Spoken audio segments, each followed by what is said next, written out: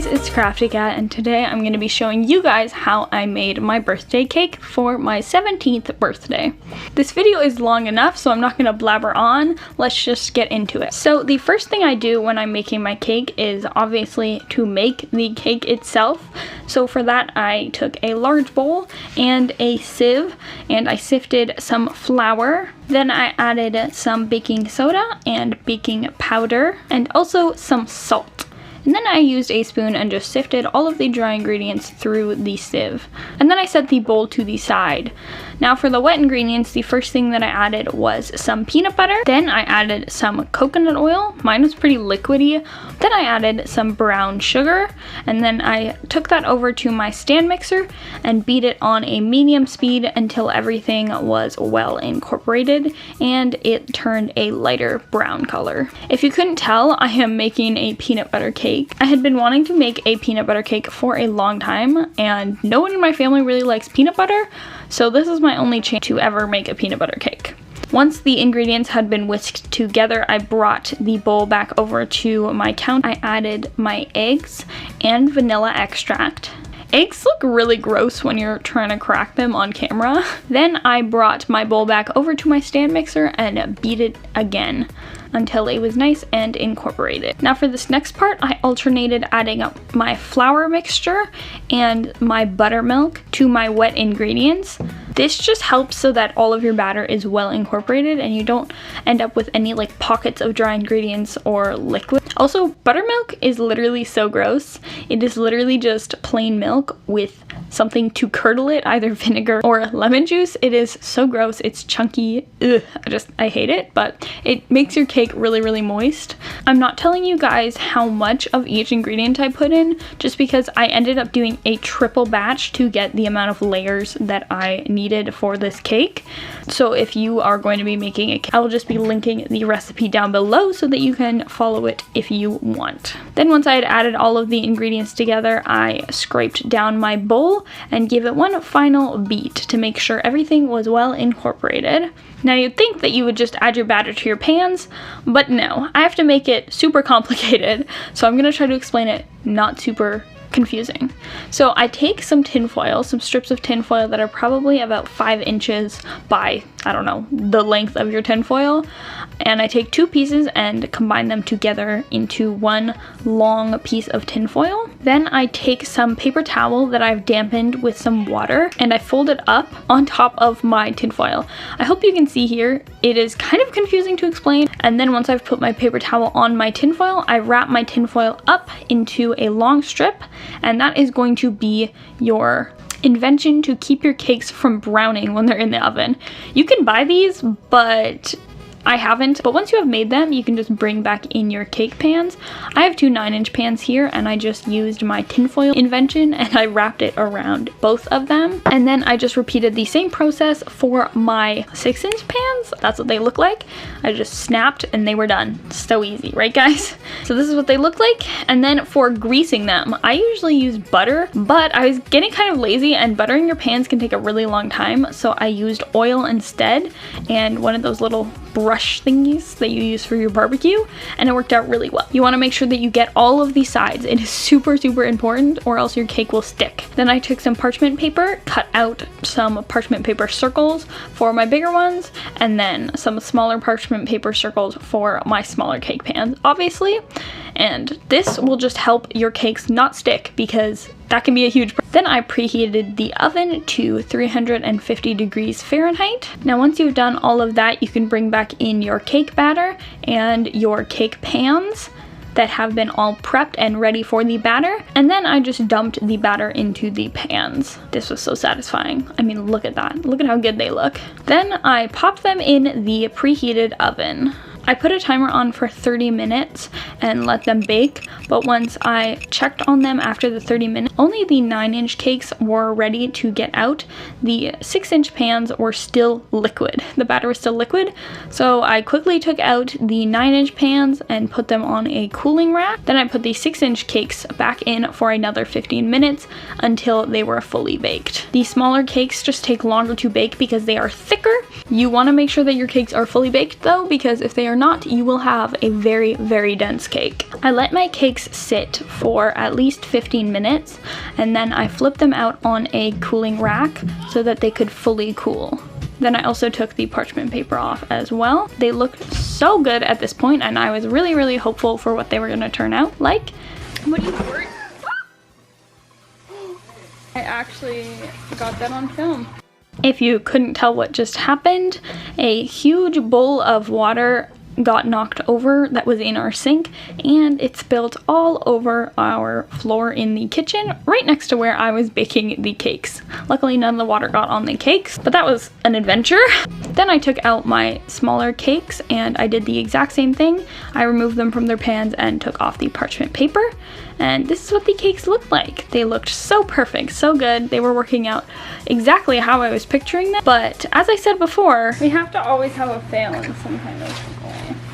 Yeah, when I came down to check on my cakes, I lifted up the cloth that I had on top of them. I saw that one of my siblings had stuck their elbows into the cake, smushing the cake into the cooling rack, and basically smushing it into oblivion. I almost cried, but I knew I had to get myself together because I had a cake to make. Not only was the cake smushed, but it was also smushed into the cooling, so I had to carefully flip the cake over and push it out of the grates of the cooling rack so that the cake didn't just completely fall apart. I was dedicated to saving this cake. I was not gonna let it fall apart and get destroyed. I just propped it up against the other cake, covered it up, and then left it for that night because I was so done. The next night, I decided to move on to something that I thought would be more fun, the decorations. Now, I really had no idea what I was gonna do for the decorations of this cake, but I had finally thought of something that I thought I could do, which was something made out of fondant. So I worked really hard. I was gonna make fondant flowers and fondant leaves, and my flower was actually turning out pretty good. The one petal that I had made actually looked like a petal, but then when I moved on to making the leaves, yeah, that's where everything went wrong. As you can tell from these clips, I was so done. I literally hate working with fondant. I just cannot do it. I find it so hard. So I gave up with that idea altogether, and I had to think of a new idea of what I was gonna do. I decided to move on to something that I knew I couldn't mess up. Chocolate ganache. I have made this so many times, and what you're gonna be needing is some heavy whipping cream. I used a scale here because I found it a lot easier, but you can just measure it out if you want. It's basically a 1-to-1 ratio if you want a super thick ganache, but you can play around the ratio and make it however you want. I added way too much cream at first, so I had to dump some of it out, and that's why my container's all dirty. And then I added some chocolate chips. I did 50-50 semi-sweet and milk chocolate. Once I had added the chocolate chips to my bowl, I microwaved those, and I also microwaved the cream to make them both really hot. And then I added my chocolate that was now melted into my hot cream.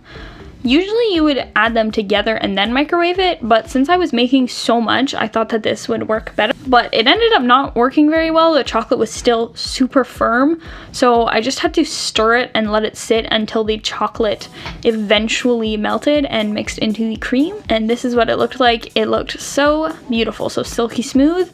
And then to finish off the ganache, I added some salted butter to give it a nice creamy kick, and I set it in the fridge overnight. Then the next day, I took my ganache out of the fridge and I whipped it up with my electric beater to make it a whipped chocolate ganache. This whipped up absolutely perfectly and it looked so delicious. For the flavors of my cake, since I was making a peanut butter cake, I didn't know whether to make a peanut butter icing or a chocolate icing to make it like a Reese's peanut butter type of cake, and that's what I ended up going with. So I made a ganache. Anyway, let's get back to the cake at hand. Next, I made some buttercream icing. I just zoomed through this because I have made buttercream icing so many times. If you'd like to know how to make this in depth, you can just look up a recipe. There are so many. Buttercream icing is so easy to make. Then once I had made the buttercream icing, I sectioned half into another bowl and then half I left in the mixing bowl. And to the one that I left in the mixing bowl, I added about a half a cup of creamy, like fake peanut butter, the peanut butter that has a lot of sugar, because it's icing. We want it to be sweet. I also added some salt to balance out the sweetness, and I added some extra cream and powdered sugar just to really make it a good icing consistency. And this is what it looked like after it was all nice and beat together. The next day I moved on to assembling the cake. I started by taking a cutting board and the cakes that I had made before. I started with my 9-inch cake and I put it on a cake board. Then I took my turntable and I put the cake on. The turntable just makes it a lot easier to move around. And I cut off the little dome. For the 9-inch cakes, they didn't actually have that big of a dome because they were pretty flat, so I didn't have to cut off too much. Once I had cut off the top, I moved my cake onto a platter that I was okay with getting wet, and I soaked my cake with some simple syrup on both sides.